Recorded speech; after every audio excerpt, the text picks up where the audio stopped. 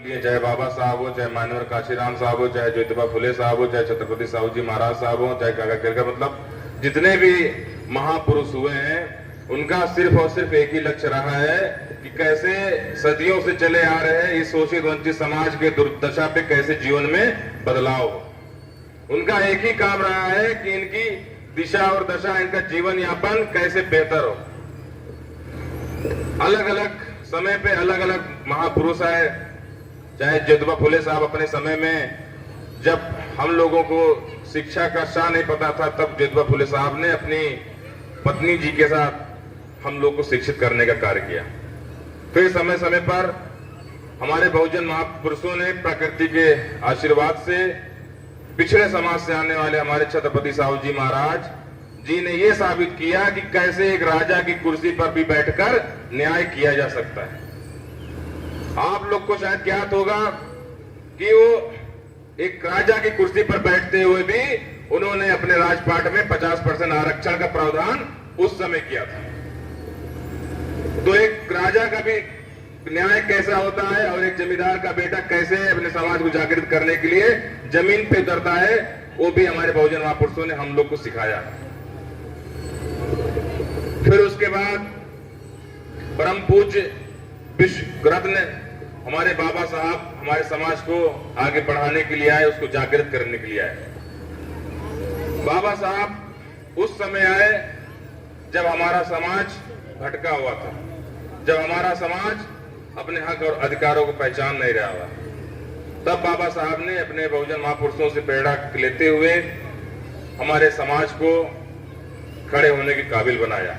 उन्होंने अपने ज्ञान के सागर से हम लोगों को एक ऊंचाई दी, हम लोग को समझाया कि सदियों से चली आ रही दास्तां सिर्फ और सिर्फ आपके लिए नहीं बनी है। सदियों से चला आ रहा है जुल्म या सदियों से चला आ रहा अन्याय और अत्याचार सिर्फ झेलने के लिए आप लोग नहीं बने।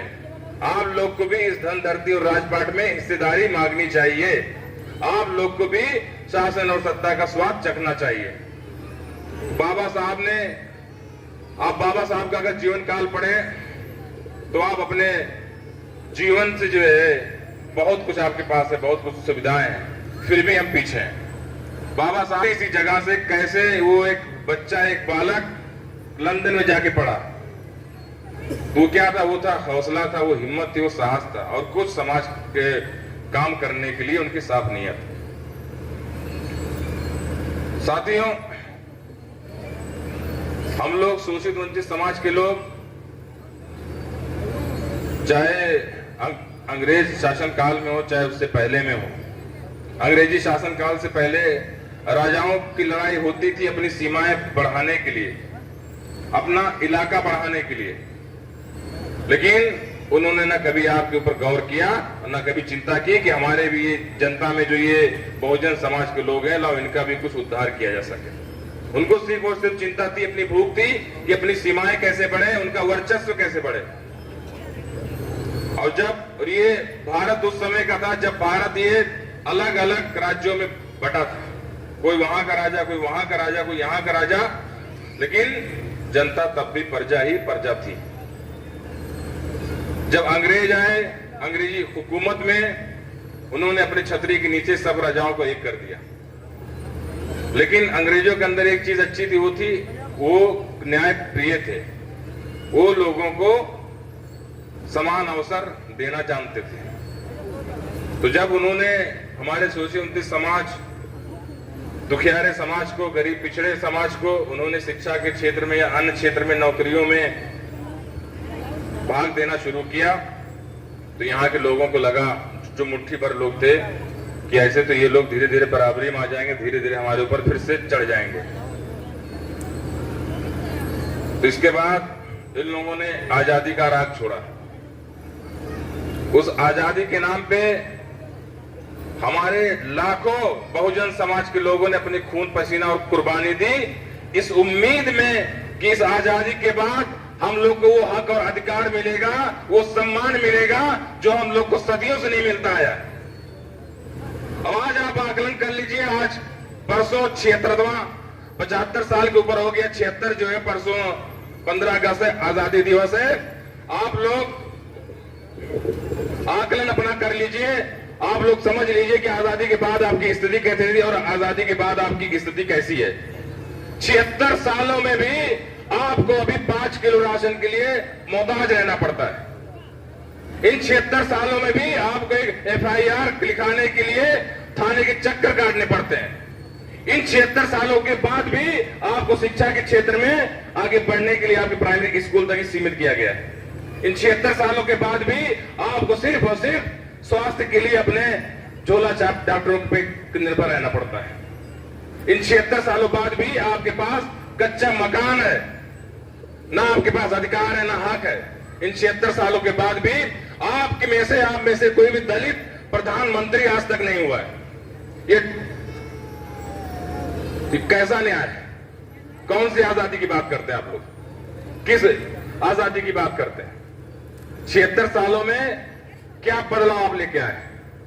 आज भी आपको 1000-2000 साल में 6 महीने में देखे ये सरकार ये दिखावा करती है कि हम इनके लिए कल्याण का काम कर रहे हैं। अगर आप सच्चे में कल्याण का काम करते तो आज सबके पास नौकरी होती, सबको जो है नौकरी के लिए लाठी नहीं खानी पड़ती, सबको अपने स्वास्थ्य से जीवन नहीं हारना पड़ता, सबकी यूं ही गरीबी नहीं रहती। आजादी के बाद भी गरीबी का सूचकांक वहीं का वहीं बना हुआ है। जो अमीर थे और अमीर होते गए। तो उनको पढ़ाने वाला कौन है? उनको पढ़ाने वाला है हमारे ही समाज में से बहुत से लोग ऐसे हुए जो हमारे समाज ने एक नेता बनाने की कोशिश तो की, लेकिन उस काम को उन्होंने आगे नहीं बढ़ाया। और हमारी भी गलती है कि हमने अपने विधानसभा और सांसद के चुनाव में प्रत्याशी की नीत और नियत नहीं देखी, उनकी विचारधारा नहीं देखी, ना उनका काम देखा। सिर्फ और सिर्फ हमने ये देखा कि कैसे आदमी कौन है, सिर्फ उसके नाम पे हमने वोट दे दिया, पार्टी के नाम पे वोट दे दिया। हमने कभी भी जमीनी हकीकत तलाशने की कोशिश नहीं की कि बदलाव कैसे होगा। बाबा साहब ने इस लोकतंत्र के जरिए, इस संविधान के जरिए आप लोगों को सिखाया और पढ़ाया और बताया कि शासक आप अपनी जमात में से चुनो, सरकार आप अपनी बनाओ। 85% आपकी आबादी है, दलित, पिछड़े, मुसलमान, अल्पसंख्यक, आदिवासी भाई, ये सब लोग मिलकर अगर आप लोग चेत जाएं, आप लोग जागृत हो जाएं, ज्यादा नहीं सिर्फ 50%, तो आप लोग की कल को सरकार होगी। जब काशीराम साहब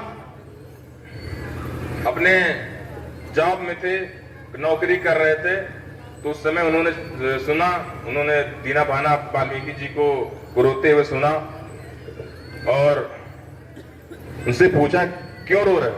तो बोले आज बाबा साहब नहीं रहे। लेकिन बाबा साहब ये कौन है? तो उन्होंने बताया बाबा साहब संविधान के रचयिता थे, ये थे, वो थे, सब कुछ। तो जब काशीराम साहब ने बाबा साहब के हर किताब को पढ़ना स्टार्ट किया, शुरू किया, बाबा साहब को समझना स्टार्ट किया, तो काशीराम साहब ने अपनी नौकरी को त्याग पत्र देके इस बहुजन समाज के कल्याण के लिए वो आप लोग के बीच में आए।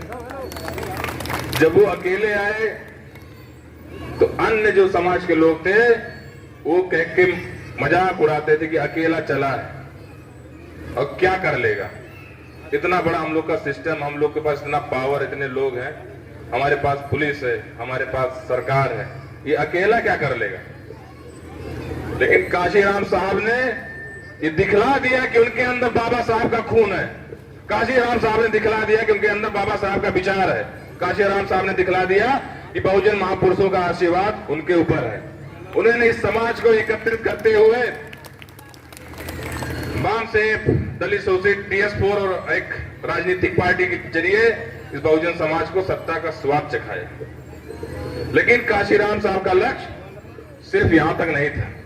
काशीराम साहब का लक्ष्य था प्रधानमंत्री भी हमारा हो, क्योंकि वो जानते थे जहां से नीतियां बनती हैं वो दिल्ली है, जहां से हमारे लोगों के हक और अधिकार सुरक्षित रह सकते हैं वो दिल्ली है, जहां से हमारी बहन और बेटियां सुरक्षित रह सकती हैं और खुशी खुशी ये लोग जी सकते हैं, तो वो दिल्ली है।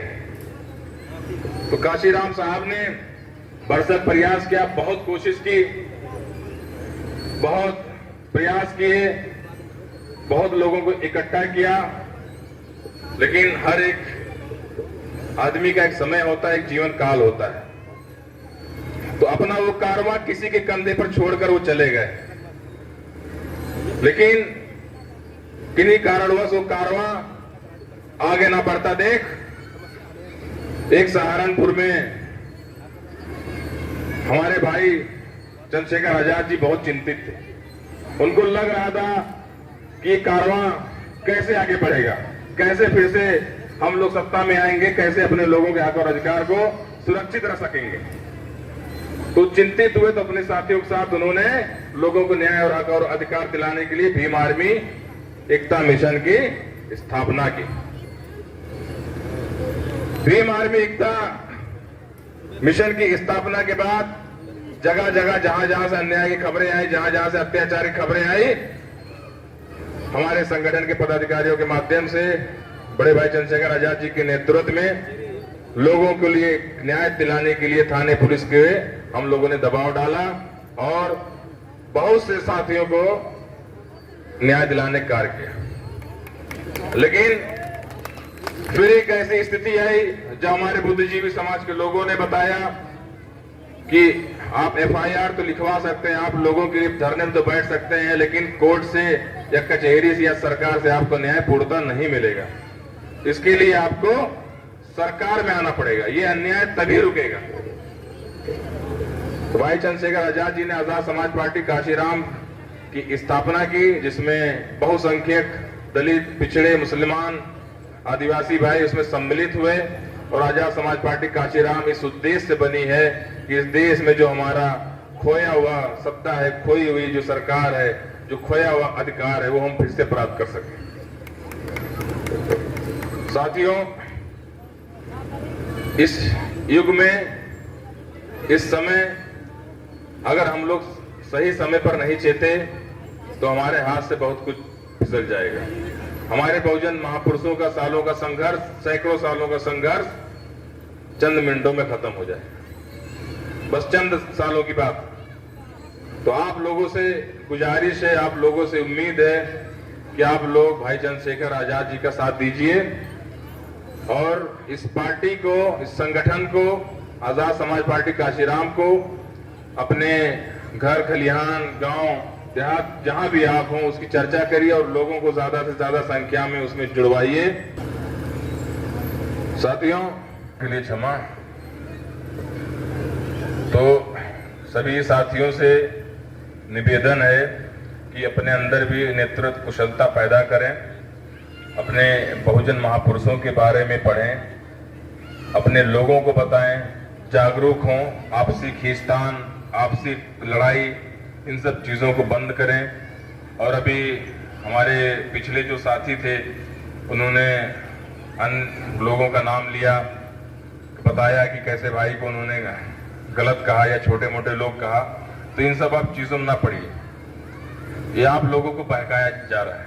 ना किसी के कहने से आप राजा बन जाओगे, ना किसी के कहने से आप रंग रहोगे। राजा अपने स्वयं में होता है। तो आप अपने लक्ष्य पे ध्यान दीजिए, आप दूसरे के लक्ष्य पे ध्यान मत दीजिए।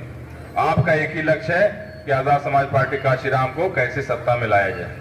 आपका एक ही लक्ष्य है कि अपने बहुजन समाज के लोगों के लिए कैसे खड़ा हुआ जाए। आपका एक ही लक्ष्य है, जो ये छूटा हुआ कारवां है, जो ये छोड़ा हुआ कारवां है माननीय काशीराम साहब का, इस कारवां को कैसे फिर से आगे बढ़ाया जाए। आपका एक ही लक्ष्य होना चाहिए कि बाबा साहब भीमराव अंबेडकर जी ने जो सपना अपने बहुजन समाज के लिए देखा था, इस शोषित वंचित समाज के लिए देखा था, इस पिछड़े समाज के लिए देखा था, उस लक्ष्य को कैसे भेजना है। आप सिर्फ उस लक्ष्य पे ध्यान दीजिए। कहने के लिए पूरी दुनिया में अगर सबसे ज्यादा किसी का स्टैचू होगा, किसी की मूर्ति होगी, तो बाबा साहब की है कि नहीं है। हर गांव पे आप अक्सर आप देख सकते हैं, हर देश में, यहाँ तक कि विदेश में भी बाबा साहब उस समाज के लिए क्या उठा सकता है। तो आप लोग बहन बेटियों के साथ अत्याचार हो रहा होगा, कहीं ना कहीं उसी आजादी दिवस पे कर लीजिए कि वो नेता आपके लिए काम कर रहा है कि नहीं कर रहा है। कहीं वो झूठा वादा तो नहीं कर रहा है, कहीं वो आपके जो भी आपसे वादे किए थे, बड़े बड़े वादे किए थे, उन वादों में वो कहीं पीछे तो नहीं है। तो उस नेता को आप पढ़ाइए, उसके पैर मत खींचिए, उसको समझाइए, बुझाइए, उसको आगे करिए और एकजुट होइए। अपने में से अगर 10 में से 2-3 लोग भी अच्छे हो और 3 में से जो अच्छा हो तो सब लोग संगठित होकर उस एक आदमी के पीछे हो जाइए। आज हमारा समाज इकट्ठा तो है लेकिन जुटा नहीं। कहने के लिए इकट्ठा है लेकिन जुटा नहीं है, जुड़ा नहीं है। इकट्ठा तो हो गया लेकिन जुड़ नहीं पाया। तो समाज को इकट्ठा करके उसको जोड़ना है, एक जगह रखना है, वोट की ताकत को बताना है, भाई चंद्रशेखर आजाद जी के संघर्ष को बताना है कि कैसे वो आए दिन अक्सर दलितों के लिए, पिछड़ों के लिए, अल्पसंख्यकों के लिए, आदिवासी भाइयों के लिए, उनके हक और अधिकारों के लिए कैसे आवाज उठा रहे हैं। भाई का हौसला देने के लिए आप सबको भी आगे आना होगा। अपने आप को नेतृत्व कुशलता के रूप में, एक नेता के रूप में आप भी जहां जिस क्षेत्र में रहे, आपकी अगर क्षमता एक विधानसभा की है तो आप विधायकी का चुनाव के लिए आप काम करिए। आपकी क्षमता अगर एक ब्लॉक तक है तो ब्लॉक प्रमुखी के लिए आप सोचिए, छोटा क्यों सोचें। आपको अगर ये लगता है कि मैं संसद बन सकता हूं तो आप संसद के लिए आगे काम करिए, लेकिन सोचिए ये राजनीति को बुरी चीज नहीं है, राजनीति को अच्छी चीज आप समझिए। इस राजनीति के जरिए आपके जितने लोग हैं, आपके जितने दुखियारे लोग हैं, आपके जो मजबूर लोग हैं, उनको आप न्याय दिला सकते हैं। ये पुण्य का काम है राजनीति। आपने ही लोगों को इजाजत दी है कि चोर आए और लूट के ले जाएं। आपने ही उनको अनुमति दी है उन डकैतों को कि वो आए और लूट करके जाएं। आपका पैसा लूटते हैं और आपको बाद में फिर क्या 5 किलो राशन पकड़ा के कहते हैं कि बाबा वोट देना। क्या हम लोग इतने गरीब हो गए हैं कि हम लोग 5 किलो राशन के लिए अपना वोट गिरवी रख दें? हाथ उठा के बताइए, क्या हम लोग गरीब हैं? मानसिक रूप से गरीबी बहुत बड़ी गरीबी होती है। धन के रूप में जो गरीबी होती है वो तो कभी भी दूर हो सकती है। तो मानसिक गरीबी को आप दूर करें। आप छोटे मोटे प्रलोभन में ना आए। वो 2000 देके 2000 करोड़ का घोटाला कराते हैं। अंबानी और अडानी एसी में टहलते हैं और आपके बच्चे कल भी खेत में थे, आज भी खेत में हैं, और अगर आप चाहोगे तो कल भी खेत में ही रहेंगे, और नहीं चाहोगे तो उस खेत से ऊपर आएंगे। तो बाबा साहब ने जो आरक्षण दिया उस आरक्षण को भी समझिए, अपने बच्चों को शिक्षित करिए, अपने लोगों को जगाइए। और इस मीटिंग का उद्देश्य, इस कार्यक्रम का उद्देश्य यही है कि आप लोग यहां से जब जाएं तो अपने आसपास दूर दराज लोगों के बीच में चर्चा करें कि चंद्रशेखर आजाद जी ने एक पार्टी बनाई है, आजाद समाज पार्टी काशीराम, जो हम लोग की पार्टी आ गई है। माननीय काशीराम साहब के विचारों से प्रेरित ये पार्टी है, और इस पार्टी को आने वाले चुनाव में, आने वाले दिनों में हम लोग को इसी को वोट देना है। और क्यों देना है आप लोग को विस्तृत रूप से बता दिया गया है। आप लोग अपने लोगों को समझाएं और ये बताने की कोशिश करें कि शासन सत्ता कैसे पाया जाए, कैसे अपने अधिकार पाए जाएं। और आज़ादी दिवस पे जब आप 15 अगस्त की आप लोग को शुभकामनाएं, लेकिन असली शुभकामनाएं तब होंगी जब 15 अगस्त पे और लाल किले पे हमारे समाज का कोई व्यक्ति झंडा फहराएगा। असली खुशी तब होगी।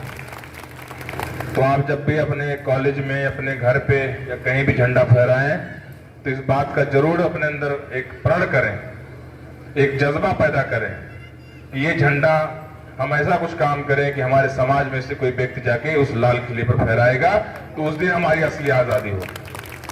नहीं तो हमारी आजादी अभी अधूरी है, हम लोग के अधूरे हैं। एक आजादी का क्या मतलब होता है, आप इस चीज को समझिए। एक विनोद गौतम जिंदाबाद, माननीय विनोद गौतम जी जिंदाबाद, माननीय विनोद गौतम जी जिंदाबाद, विनोद गौतम जी जिंदाबाद, माननीय विनोद गौतम जी जिंदाबाद, अमित गौतम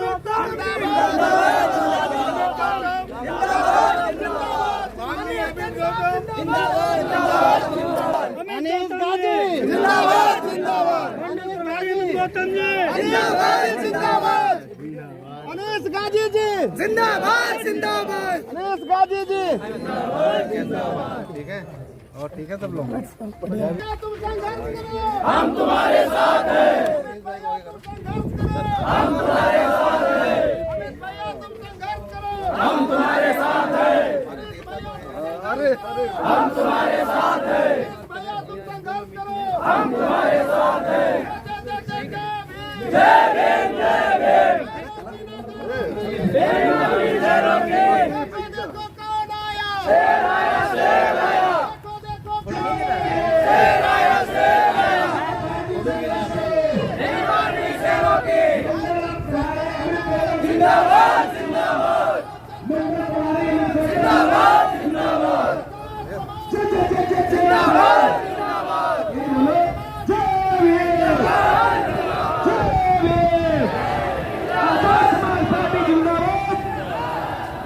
आजाद समाज पार्टी जिंदाबाद।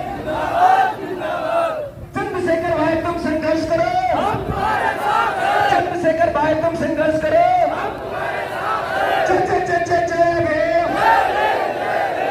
मंडल प्रभारी अमित गौतम जिंदाबाद, जिंदाबाद।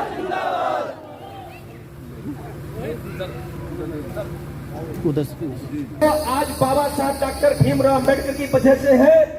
मैं उनसे सबसे निवेदन करता हूं कि वो मंच पर आकर के बाबा साहब तथा भगवान बुद्ध की प्रतिमा पर श्रद्धा सुमन अर्पित करें। सभी साथियों को जय भीम। समाज पार्टी चंद्रशेखर भाई तुम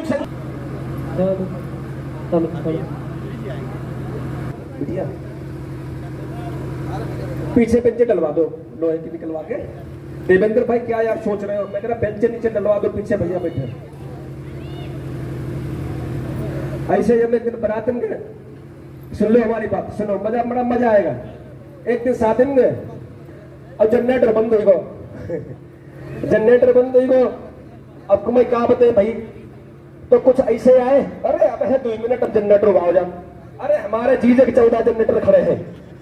अब चले चले दबड़ा झपड़ा दो, तला मारपीट हो गई। बात समझो कि नहीं? अब आदमी ऊपर का है कि तुम ये काम करो, वही का तुम ये काम करो। अब काम कोई करे या न करे, लाइट चली गई, लाइट चली गई। 4-6 भैया नशा वाले थे, कल गई अरे अब हम स्टार्ट करे थे, लगाओ हैंडल और पकड़े इंडिकेटर। दिखाई कहाँ लगाओ जा, रेडिएटर खींचे कि ये स्टार्ट हो जाए, स्टार्ट हो जाए। तो कैसे भैया स्टार्ट हो जाए? चाहे हैंडल लगना वही तो स्टार्ट होगा। तो वही भैया ऐसे खड़े हाथ दाबे, हम कह रहे हैं बेंच उठाई डाल लो, वही खड़े ऐसे चुप। तो बताओ भैया चुप पे खड़े बस काम न चलिए। ये मिशन आपका है, सता है। जब तक आंख में आंख नहीं लड़ेगी बात समझ, दिक्कत नहीं है। अभी और हमारे साथी आ रहे हैं मल्लामा विधानसभा से, अभी काफी संख्या हो जाएगी। पीछे डलवा दो भैया, बेंच पीछे डलवा दो बेंच पीछे। फारमपुरवा से कितने लोग आए? फारमपुरवा से हाथ उठाओ जरा। फारमपुरवा आप आए हैं, चलिए भैया भैया से आप आ गए। बरखेरा से चंद्रशेखर कहाँ है? हमने 4-5 गांव में मीटिंग किए हैं। बार प्रधानमंत्री के रूप में देखना चाहता हूं। साथियों,